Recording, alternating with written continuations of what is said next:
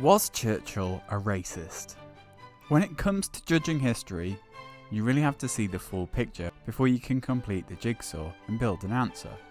That's why in this video, I'm taking a deep dive into everything Winston Churchill said and did to define whether he really was a racist and whether he deserves a statue on Parliament Square.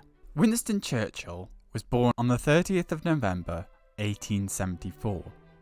He became an MP aged 25 in 1900 and Prime Minister aged 65 in 1940 and died in 1965. The first recorded utterance of the word racism was in 1902, 2 years after Churchill became an MP. But just because a word didn't exist or was rarely used doesn't mean a person can't be that thing, in the same way that Shakespeare can be cool or Robin Hood can be gangster.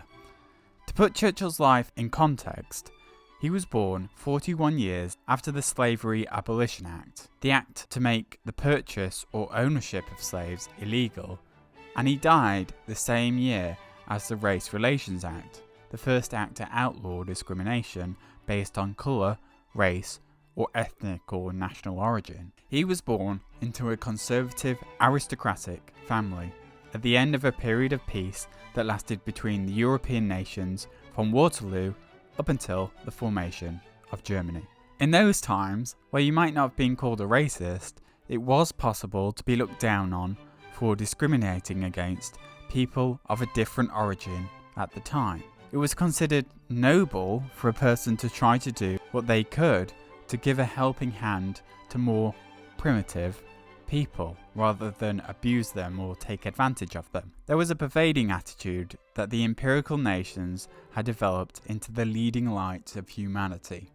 In fact, the Victorian imperial colonialism was viewed in a paternal light, while Hitler's state repression was viewed as the antithesis of that. Leopold II of Belgium obtained huge personal fortune by exploiting the natural resources of the Congo.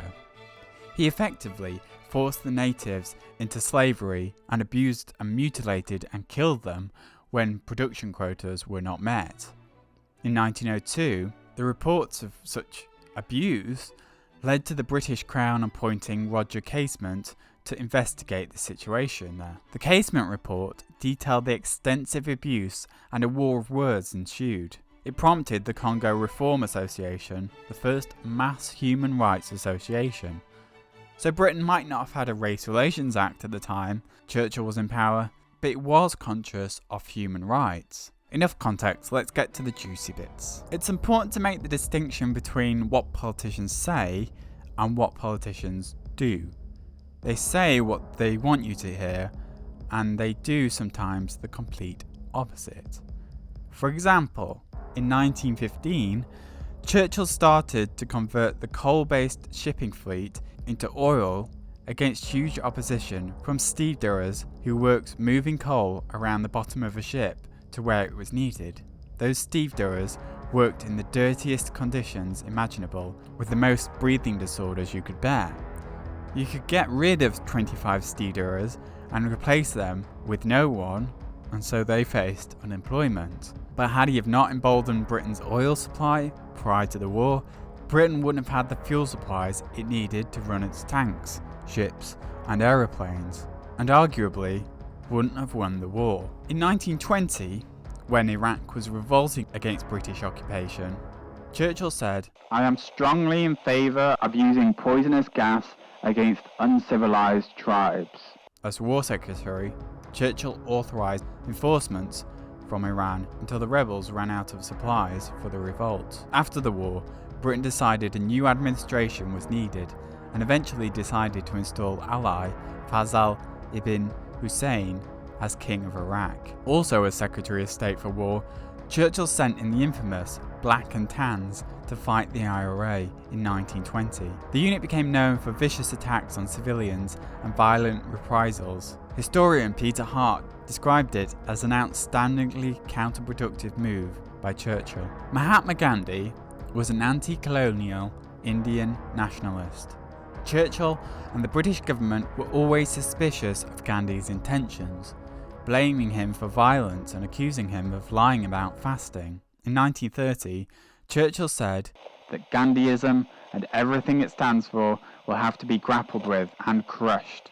In 1937, a commission called the Peel Commission was set up to find out the causes of unrest in Palestine. It concluded that the reason for unrest was down to an Arab desire for independence, antagonism towards the establishment of the Jewish national home in Palestine, and a fear of Jewish dominance. Despite the Peel report concluding that Arabs wanted independence, the British government wanted to decide the fate of Palestine. Churchill held his view.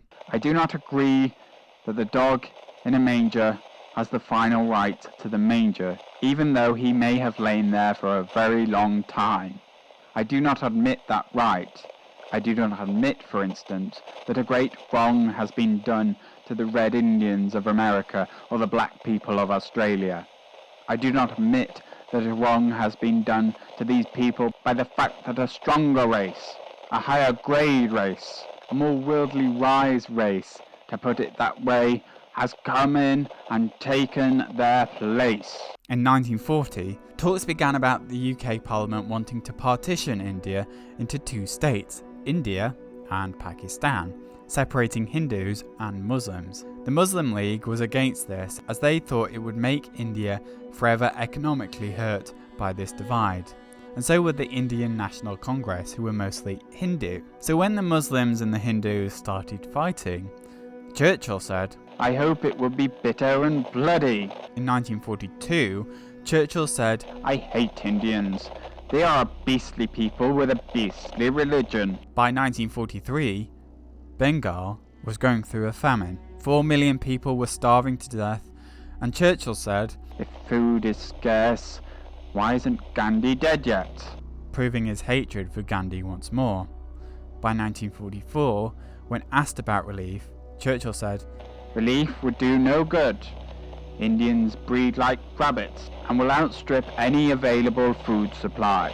After the war, Britain had a weakened economy, and that's when the states were divided and India gained its independence by 1947. Churchill defeated the Nazis and helped Britain win World War II and kept it safe. But after the war, Cossacks, that's East Slavic speaking Orthodox Christians, who were against the Soviet Union but who fought against the Allies, had to be repatriated. Alexander Sollerstein describes the forced repatriation of the Cossacks by Winston Churchill as follows. He turned over to the Soviet command the Cossack corps of 90,000 men. Along with them, he also handed over many wagon loads of old people, women, and children who did not want to return to their native Cossack rivers. This great hero, monuments to whom will in time cover all England, ordered that they, too, be surrendered to their deaths. So was Churchill a racist?